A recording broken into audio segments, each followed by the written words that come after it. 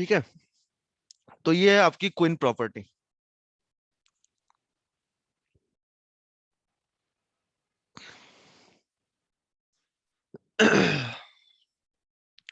तो क्वीन से भी नहीं हो रहा है, ठीक है, तो उसको सीधा यहाँ पर जो था cos स्क्वायर से डिवाइड करके कर दो। अब इसने यदि क्वीन से किया है तो इसको देखो,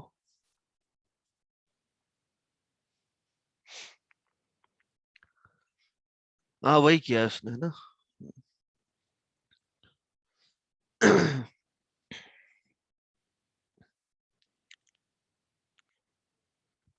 ओके,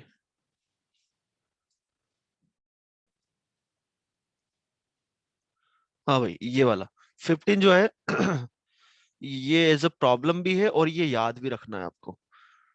ठीक है, याद भी रखना है।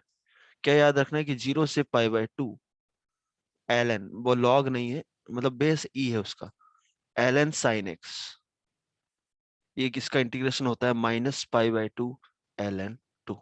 ठीक है। अब इसी को आप देखो, यदि आपने ये प्रूफ कर दिया, अब इसमें मैंने किंग लगाया, तो π/2 -x रखूंगा तो क्या किस में कन्वर्ट हो जाएगा, साइन कॉस में। तो ये जो है इसके बराबर भी होता है, 0 से π/2 ln cos x के बराबर। ये याद रखना है, ये याद रखना, -π/2 ln 2 होता है। माइनस का स्पेशली ध्यान रखना। कैसे करेंगे, बड़ा ही आसान है। ये इसको आई ले लिया मैंने, ठीक है, तो किंग लगाया उसमें, क्या लगाया किंग, तो 0 से π/2 ln, वो क्या हो जाएगा cos x। दोनों को ऐड किया तो 2i जो हो गया वो किसके बराबर हो गया, 0 से π/2 ln sin इंटू कॉस। बोलो, ln sin plus ln cos, तो ln sin इंटू कॉस, 2 से मल्टीप्लाई किया तो वो हो जाएगा sin 2x/2।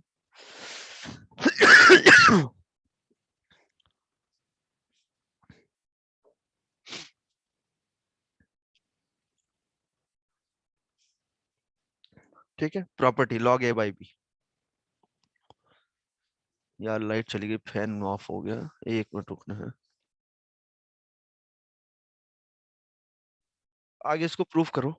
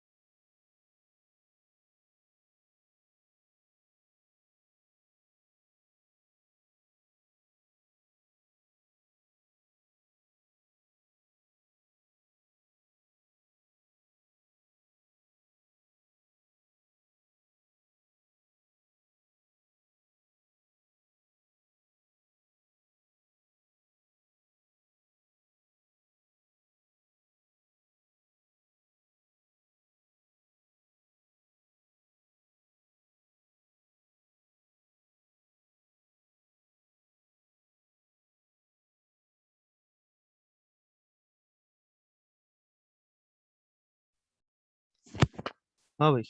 हम्म, तो ये आ गया था। अब साइन 2x को हमने 2x को रखा t यहाँ पर, ठीक है, तो 2i हो गया आपका। अच्छा ये -ln 2 था।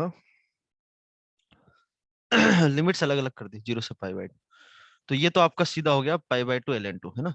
यहाँ देखो, लिमिट हो जाएगी 0 से पाई ln sin t, और dx हो जाएगा dt/2, है ना। हम्म।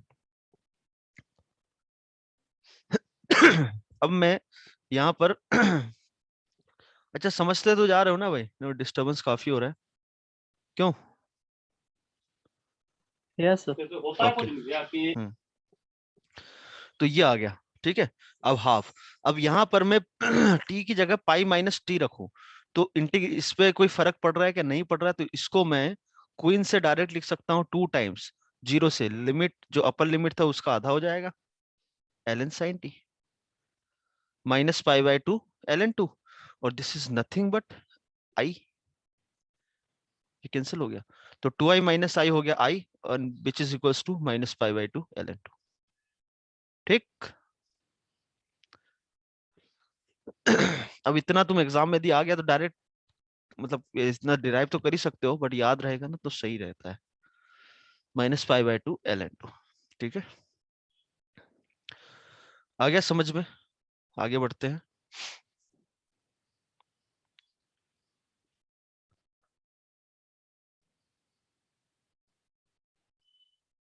ये भी सब घुमा फिरा के वही है ना?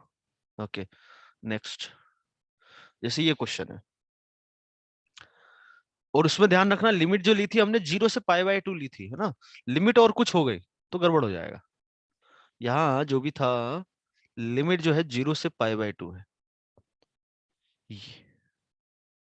इसका विशेष करके ध्यान रखना।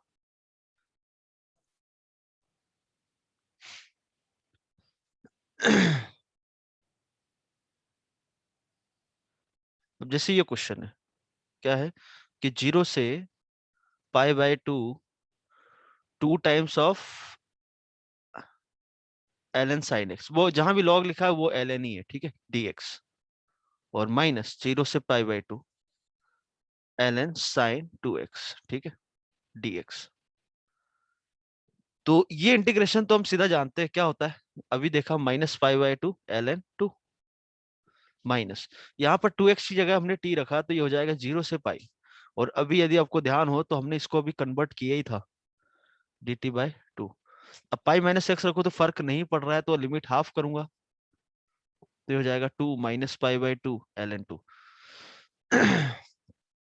अच्छा, अब 0 से पाई ln साइन, इसको minus pi by two ln two मत लिख देना, क्योंकि प्रॉपर्टी जो हमने अभी देखा था वहां लिमिट होती है 0 से पाई बाई टू। तो सबसे पहले तो 0 से पाई बाई टू इसकी लिमिट बनाओ, और साइन टी, तो 2 कैंसिल हो गया। अब यहाँ आप समझ सकते हो कि वो सेम बन गया, तो इसकी लिमिट भी होगी minus pi by two ln two. Integral की वैल्यू, ठीक है, देख सकते हो आप।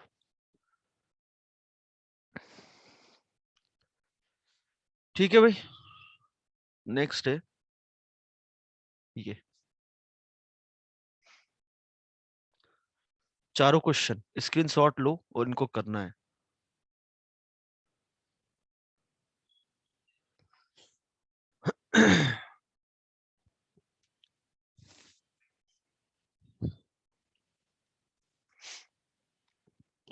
ले लिया स्क्रीनशॉट। अब आती है हमारे पास नेक्स्ट प्रॉपर्टी।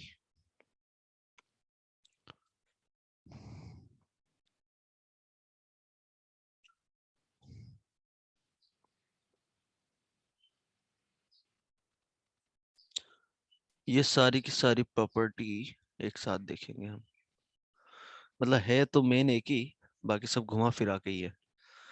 ठीक है। 0 से anti F of X D x plus, इसको हम लिख सकते हैं ये किसके लिए बात कर रहे हैं हम? पीरियोडिक फंक्शन के लिए, जिसमें पीरियड क्या दे रखा है आपको, टी। पीरियोडिक फंक्शन मतलब उसकी डेफिनेशन ही होती है कि F of T plus x किसके बराबर होना चाहिए, एफ ऑफ एक्स। तो यहाँ पर टी क्या कहलाता है, उसका पीरियड।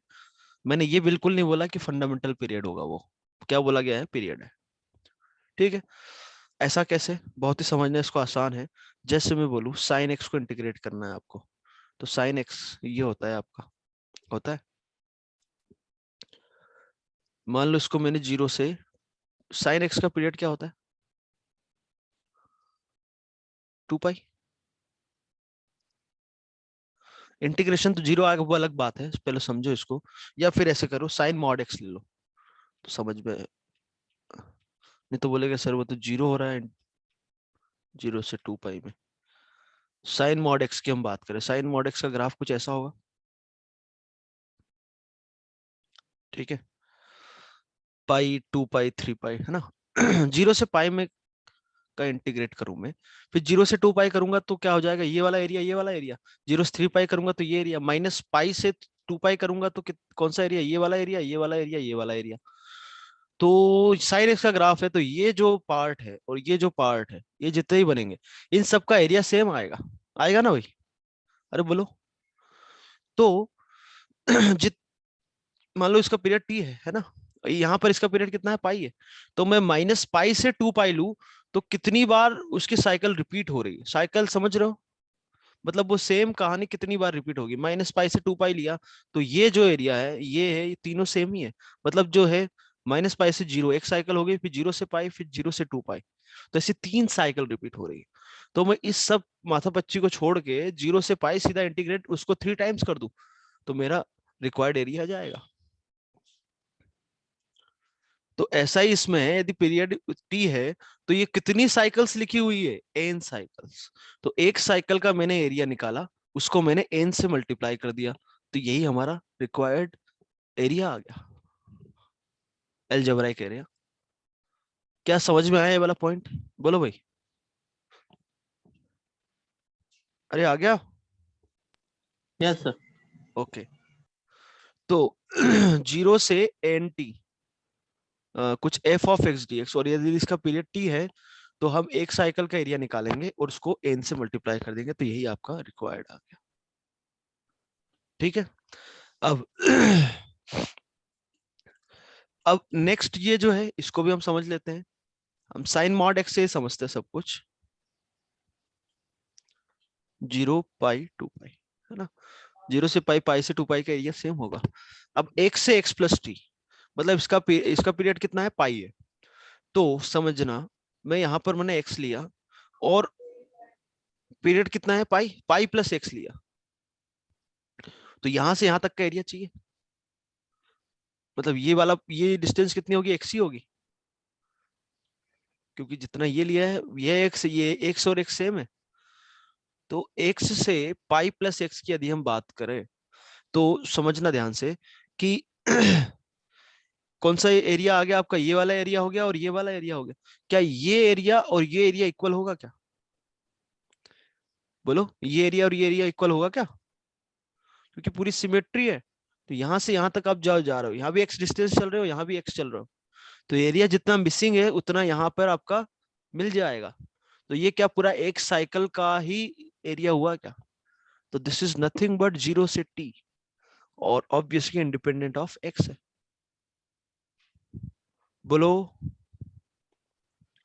अरे बोलो भाई, बोलो, कुछ तो बोलो, यस समझ में सर। यस है ना। ठीक है। अब मान लो एफ ऑफ एक्स का बोल दिया कि एरियस का पीरियड 2010 है, तो इसको यदि आपका एक ऑप्शन लिखा है कि ये और ये सेम होगा, तो बिल्कुल सेम होगा। ठीक है, इसको हम हटा सकते हैं। फंडा वही है कि जितना एरिया यहाँ पर आपका मिसिंग है उतना आपको आगे मिल जा रहा है, तो वो एक साइकिल का एरिया हुआ। ओके, नेक्स्ट कहानी ये, अब ये जो है ना इन दोनों का मिक्सअप चलेगा ये आगे तक। ठीक है, जहां भी कैपिटल टी दिखे ध्यान रखना वो उसका पीरियड है, तभी हम बात कर रहे हैं। ओके, अब इसको समझो, ए प्लस एन टी से बी प्लस एन टी, तो ये घुमा फिरा के वो सब एक ही बात कर रहा है। मान लो ए से बी का एरिया ये है, क्या है, ए से बी का एरिया ये है। अब मैं बोलूं कि 3 पाई प्लस ए, तो ये पाई हो गया, ये 2 पाई हो गया, ये इधर 3 पाई आएगा। तो 3 पाई प्लस ए से 3 पाई प्लस बी का एरिया बताओ। तो मैं बोलूंगा भाई सेम साइकिल है, वही रिपीट हो रही है, तो इधर आप कैलकुलेट ना करके आप पहली साइकिल में कैलकुलेट कर लो, कोई फर्क पड़ता है क्या। तो ये यदि आप सेम है हाँ एंटी, तो इसको हटा सकते हो आप। समझ में आ गया। यस तो a प्लस एन टी से b प्लस एन टी आप करो, तो a से b सीधा इंटीग्रेट कर दो। फंडा वही है कि आप किसी nth साइकिल में, आप किसी nth साइकिल में एरिया निकालो a से b में, वही मैं फर्स्ट साइकिल में a से b में एरिया निकाल लो, एरिया सेम रहेगा। अगली कहानी एम टी से N T F of X D X, ये और आसान है उससे। कैसे कि ये साइन मॉड एक्स है ना, सॉरी मॉड साइन एक्स, तो ये 0 पाई 2 पाई 3 पाई 4 पाई। अब ये कहां जा रहा है, एम टी से एन टी जा रहा है। मान लो ये 3 पाई से 5 पाई जा रहा है, समझ रहा, 3 पाई से 5 पाई का एरिया आपसे पूछा है। तो यहां पर इनके दोनों के बीच में कितनी साइकिल्स है, 2 साइकिल। अरे साइकिल समझ रहे हो, कंप्लीट साइकिल।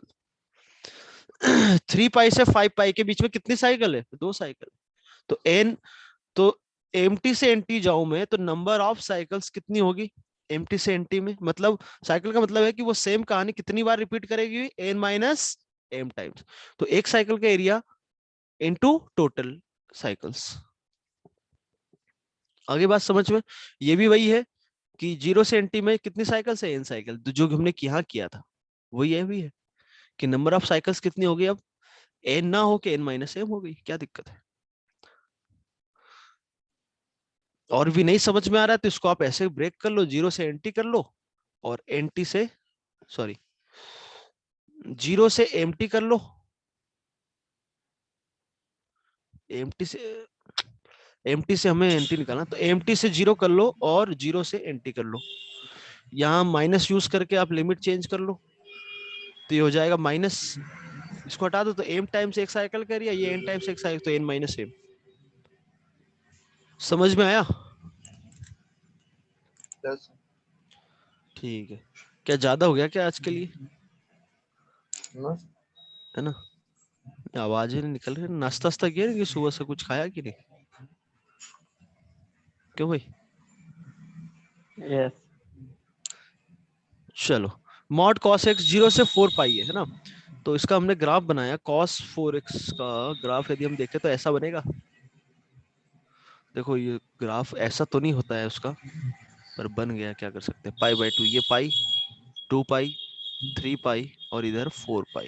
ठीक, अब इसका पीरियड कितना है, पाई है। तो एक तो यह तरीका है कि मैं इसको 4 टाइम्स 0 से पाई, पीरियोडिक फंक्शन है, पीरियड कितना है इसका, पाई, तो 0 से पाई मॉड cos x dx, इसको इंटीग्रेट कर दो, 4 टाइम्स से मल्टीप्लाई कर दो क्योंकि 4 साइकिल है। ठीक है, अब यहां से 0 से पाई यदि आप करते हो तो इसको फिर से पाई बाय 2 पे ब्रेक करना पड़ेगा cos x को। क्यों? क्योंकि ये मॉड जो है 0 से पाई बाय 2 में प्लस साइन के साथ खुलेगा, पाई बाय 2 से पाई में क्योंकि ग्राफ नीचे जाता है तो माइनस साइन के साथ खुलेगा। तो इसको मैं थोड़ा और दिमाग लगाऊं, मुझे किससे मतलब है, एक साइकिल से मतलब है। तो 0 से पाई में जो साइकिल मिल रही है ये वाली, मैं उसी को यदि माइनस पाई बाय 2 से पाई बाय 2 कर दूं, इसको मैं माइनस पाई बाय 2 से पाई बाय 2 इंटीग्रेट कर दूं, तो भी फर्क नहीं पड़ता क्योंकि उस समय मॉड आपका सीधा cos x खुलेगा। तो इसका आंसर आ गया sin x pi by 2 times 8 आ गया। क्या समझ में आया भाई? अरे आ गया। आप Yes, sir. आगे से ये भी Sir. ध्यान रख सकते हो कि 0 से पाई यदि मैं sin x को इंटीग्रेट करूं तो ये एरिया 2 देता है, ऐसे ही cos x के लिए ये एरिया 2 होता है ना। यदि पाई बाय 2 से मैं देखूं तो ये एरिया 1 होता है। यदि कैलकुलेशन और फास्ट करना है तो ये आप याद रख सकते हो, मतलब याद, क्वेश्चन करोगे तो अपने आप याद हो जाएगा ना, कोई बड़ी बात नहीं है। समझ में आ गया भाई? Okay, next question 18। 18 क्वेश्चन हम अब कल करेंगे। 18 लिखो, इसको लिख लो, डिस्कस कल करेंगे, है ना। आगे क्वेश्चन कल डिस्कस होंगे। ओके, अब ये हो गया आपका थ्योरी सेशन। आपके अब कोई डाउट हो तो बिल्कुल आप पूछ सकते हो।